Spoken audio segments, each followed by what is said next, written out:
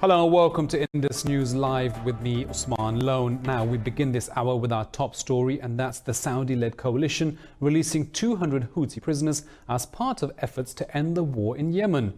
Coalition spokesman Colonel Turk al-Maliki says the move will ease restrictions on Yemeni airspace for patients requiring treatment abroad. Maliki said the coalition will push forward the Stockholm Agreement, referring to a prisoner swap accord between Yemen's government and the Houthis last year. In September, the Houthis released 350 prisoners, including 3 Saudi Arabian nationals. The Saudi-led coalition has fought Houthi rebels in Yemen since 2015, and according to the United Nations, tens of thousands have been killed in the 4-year-long conflict.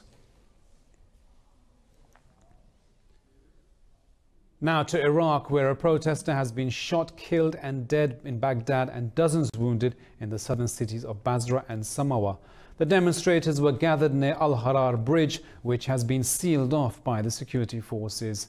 The main protest camp of Tahrir Square has become a flashpoint, with security forces using volleys of tear gas, rubber bullets and live fire. Medics said 60 people have been wounded after forces fired tear gas grenades in Hilar city. In the Wania, schools and public buildings have also been shut for the last month amid strikes and road closures. 339 people have died in anti-government protests which broke out in October. In occupied Kashmir, Indian troops killed 2 Kashmiri youths in the valley. In the last 30 days, Indian occupation forces have killed 16 youths in occupied Kashmir. Locals say the civilians were killed during a search operation in the Pulwama district. 6 Kashmiri youths have also been arrested, including freedom activist Bashir Ahmed Qureshi. Kashmir has been under a curfew and communications blackout since the 5th of August. Well, staying with the crisis in occupied Kashmir, detained politicians reject the Indian government's offer to sign a bond for their release. The Indian media reports Kashmiri politicians Shah Faisal, Ali Muhammad Sagar and Naeem Akhtar refused to sign the bonds. The bond themselves stopped the politicians from speaking out against India's illegal annexation of Kashmir. Those who violate the agreement after signing it will have to pay an undisclosed fine. They said the bonds will curb political freedom in the valley and discredit local leaders in the community. The Kashmiri leadership, including pro-Indian politicians, are being detained indefinitely by occupation forces since the 5th of August.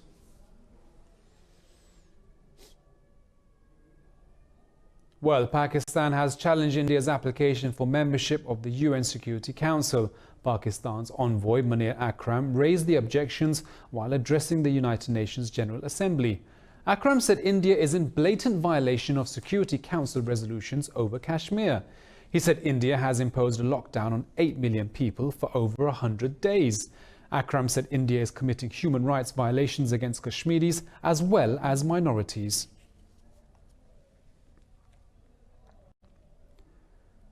Now, an Indian female activist named Bindu Amani was attacked with pepper spray on the way to the Sabarimala temple in Kerala. Hindu fundamentalists banned women aged between 10 and 50 from visiting the temple. But India's Supreme Court ruled this illegal, but the Hindu extremists ignored the top court. Amani is one of 2 women who entered the Sabarimala temple in January this year. Officials stopped another female activist, Trupti Desai, from entering the temple 10 days ago. Desai says she'll make another attempt to gain access to the temple today. Kerala's state government, however, refuses to provide security to women who want to visit the temple. Sabarimala is the site of one of the largest annual pilgrimages in the Hindu world. Now, Pakistan has launched a key initiative to alleviate poverty from within the country. Addressing the launching ceremony of the Asas program in Islamabad, the Netherlands' Queen Maxima says increased connectivity across the country will help people get out of the cycle of poverty. The Queen is on a 3-day visit to Pakistan as the United Nations advocate for finance and development. More in this report. Addressing the Asas program's launch ceremony in Islamabad, Queen Maxima said informal workers must have a bigger role in the economy. In his address, Prime Minister Imran Khan said the country is getting out of its economic crisis. Khan said his government's policies are aimed at helping the poor. He also thanked Queen Maxima for her visit to Pakistan. Her Majesty, the Queen Maxima of the Netherlands, has now arrived. Earlier, the Dutch Queen attended the signing ceremony of the Micropayment Gateway, a project aiming to boost business activity in Pakistan. She appreciated the government for creating customer-centric policies. The targets of 65 million active digital accounts and 20 million of these accounts being held by women by 2023. The Queen welcomed measures taken by Pakistan to increase the financial inclusivity of its economy. Together, we can digitize supply value chains, creating not only digitization for everybody, but actually more access to credit, more access to savings, and really benefits for Pakistanis.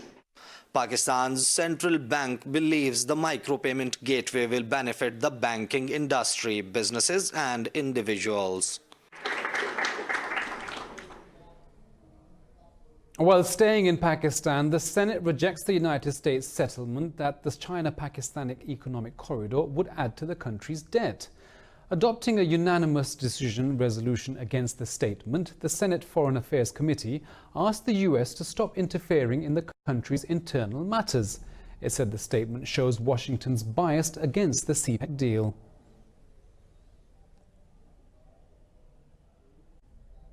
Now to the Middle East, and in Lebanon, outgoing Prime Minister Saad al-Hariri says he has no intention of forming a new government. He urged President Michel Aoun to hold consultations with political parties to designate a new Prime Minister. Hariri said a government of technocrats is required to drive the country out of the current crisis. He stepped down last month after weeks of anti-government protests. The UN Security Council has urged Lebanon's government to practice restraint while handling the protests. It called for a national dialogue among all stakeholders. Now to one of our top stories, and in Albania, a 6.4 magnitude earthquake shook the capital Tirana, killing at least 16 people and injuring 600 others. The earthquake is the strongest hit the country in decades. The Albanian Defence Ministry says a person died after jumping out of a building during the earthquake. The bodies of 3 other victims were pulled from the wreckage of 2 collapsed buildings in Dorez. A ministry spokeswoman said 2 women were found in the rubble of an apartment building in the northern village of Thumeini. Firefighters and the army are helping people trapped under the rubble. Now, talks on Syria's political future collapsed after government representatives walked out. Syrian state media reported the government pulled out of the second meeting in Geneva due to a dispute over its agenda. Opposition members of the Constitutional Committee have accused Damascus of using stalling tactics. The UN says the talks are meant to be a step forward in a long road to political relations. The Constitutional Committee is made up of 15 members from the government, opposition and civil society. Turkey gives the United States until April next year to resolve the dispute over its purchase of the Russian S-400 missile system. Talking to the media in Ankara, President Recep Tayyip Erdogan said foreign and defense ministers of both countries should find a solution to end the dispute. Meanwhile, Moscow has shared plans to sign a new contract with Turkey to supply the S-400 system in the first half of 2020. Tensions between the two countries rose when Ankara decided to purchase the Russian S-400 in December 2017.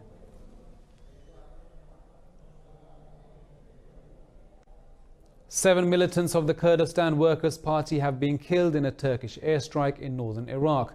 Turkey's National Defense Ministry said the operation is part of its counter-terrorism strategy. The ministry said Turkey will continue to destroy terrorist weapons caches and shelters. It said over 400 Kurdish militants have been killed in northern Iraq over the past 4 months. Turkey holds the PKK responsible for the deaths of some 40,000 people in a 30-year terror campaign against the country.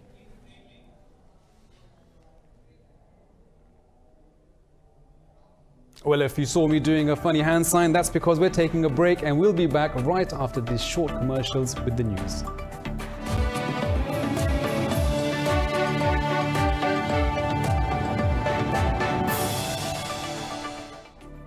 Hello again, it's good to have you back. Now, China's summoned US Ambassador Terry Branstad to demand Washington block legislation backing Hong Kong's pro-democracy protests. China's foreign ministry says the US will bear the consequences if it doesn't stop interfering. The ministry said a bill passed last week interferes in China's internal affairs and supports violence by anti-China forces in Hong Kong.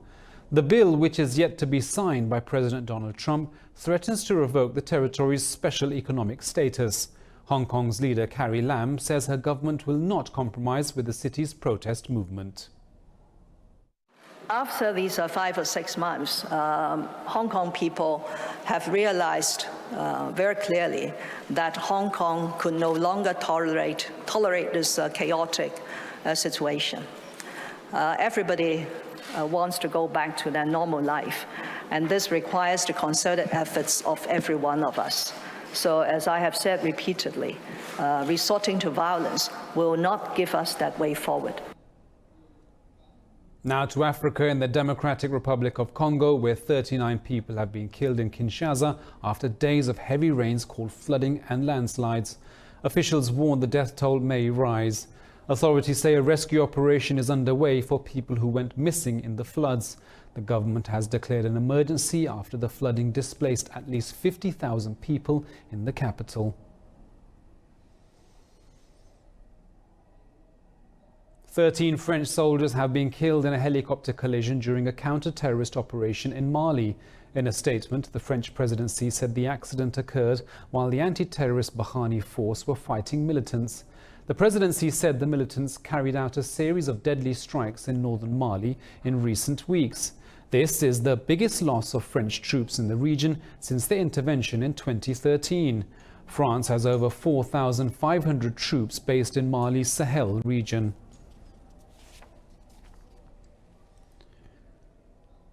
French and African troops are conducting joint operations on the Mali-Burkina Faso border. They aim to assert control over the area and neutralize militants who have been wreaking havoc in the region since 2012. But their military alliance is plagued by a myriad of problems. More in this report. Thousands have died in the African Sahel since the 2012 coup d'etat in Mali. The conflict has acted as an incubator for extremism in the region and spilled into neighboring Burkina Faso and Niger. Now, French troops are working with the G5 Sahel force to drive militancy out of the area. The G5S includes Burkina Faso, Chad, Mali, Mauritania and Niger. We regularly receive intelligence, but the difficulty is in reaching the target quickly. We often reach the target and they've had time to escape. But this war won't be easy. Not only does the terrain here favor the terrorists, there are also major differences between French and G5S troops. They don't have the same logistics or equipment as us, but they have important knowledge of the ground and they want to work. The main difference is in training and supplies. Some days the G5S troops even have to go to the French soldiers and ask for rations. 170 G5S soldiers have been killed in attacks by militants since this September alone. In comparison, there have only been 41 French casualties in the Sahel since 2013. In Samoa, the death toll from a measles epidemic has risen to 32. Official data shows infection rates continue to soar in the Pacific Island nation. The government has declared a state of emergency, launching a compulsory vaccination program. The government identified almost 2,500 measles cases last week. It said 28 children were dead below the age of 4. A total of 57,000 people in the nation of 200,000 have been vaccinated. UNICEF is currently distributing 100,000 measles vaccinations to curb the outbreak. In the US, a wildfire has ripped through the hills above the Californian city of Santa Barbara. Dubbed the Cave Fire, the blaze rapidly swept through over 3,000 acres. In a statement, authorities said the Cave Fire is advancing towards populated areas in the cities of Santa Barbara and Goleta. Authorities said firefighters from neighboring areas have rushed to Santa Barbara to help local services control the blaze. They said the Cave Fire is putting country residents and property at serious risk.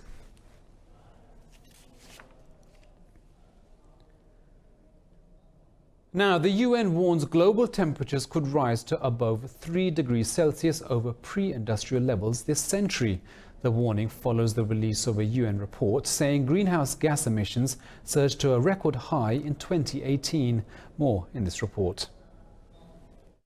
Scientists across the world agree that climate change poses a serious threat to the world and future generations. The latest UN emissions gap report says greenhouse gas emissions surged to a record level last year. It says global temperatures could rise by more than twice the levels envisioned by the 2015 Paris Climate Accords. The UN warns temperatures can be expected to rise by over 3% this century, bringing wide-ranging and destructive impacts on the climate.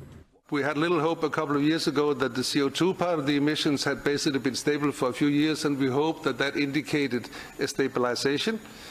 But in 2017 and 2018, we don't have the 19 numbers yet. Emissions have been going up, and the CO2 emissions have been going up the last year by 2%.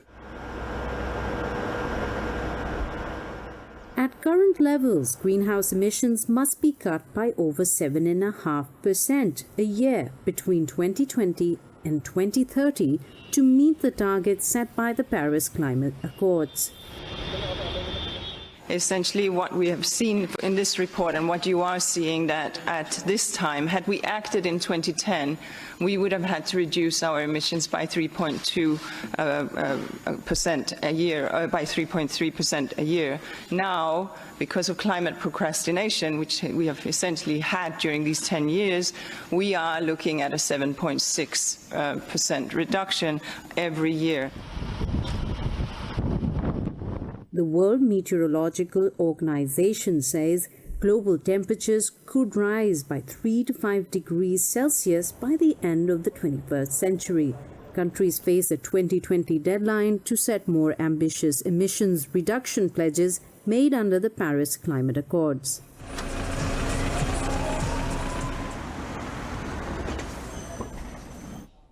Well, we'll be back with news from the world of business and sports right after this short break.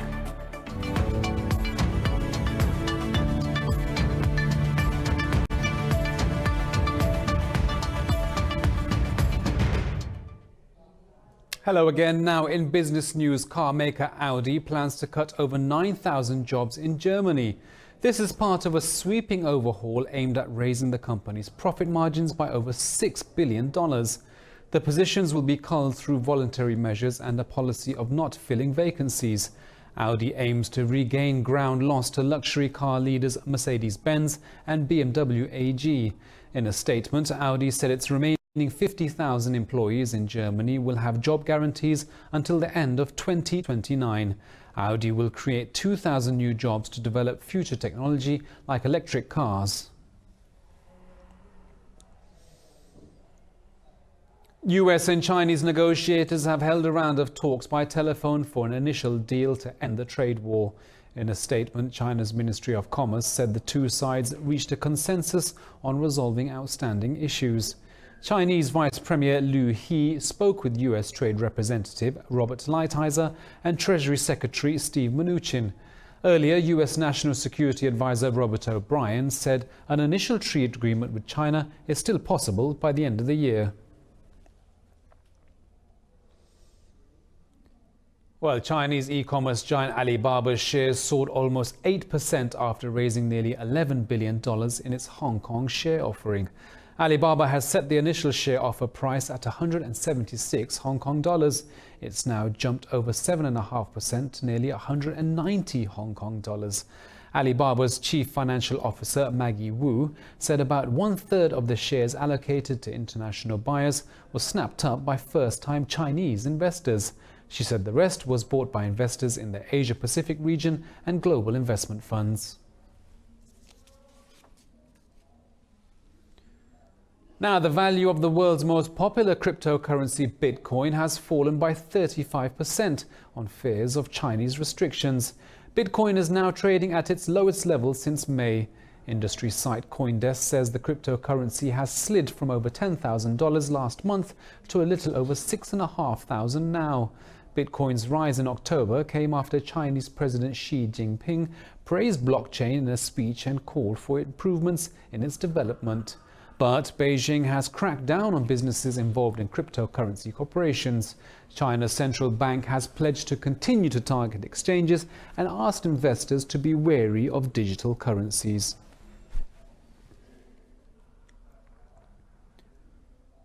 The International Monetary Fund, also known as the IMF, has approved a 2-year lending arrangement for Mexico worth $61 billion. In a statement, IMF's Deputy Managing Director, David Lipton, said the program will replace an existing credit line of $74 billion. Lipton said the Mexican government intends to treat the new arrangement as precautionary and may request further reductions as risks recede. He said the new arrangement would bolster market confidence in Mexico at a time of trade uncertainty.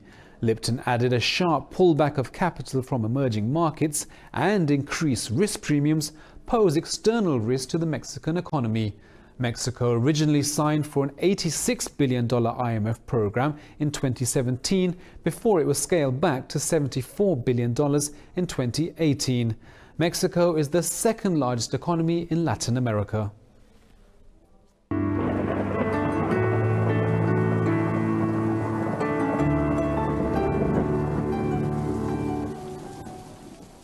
Well, it's 18 degrees here in Lahore, but let's take a look at the weather around the world.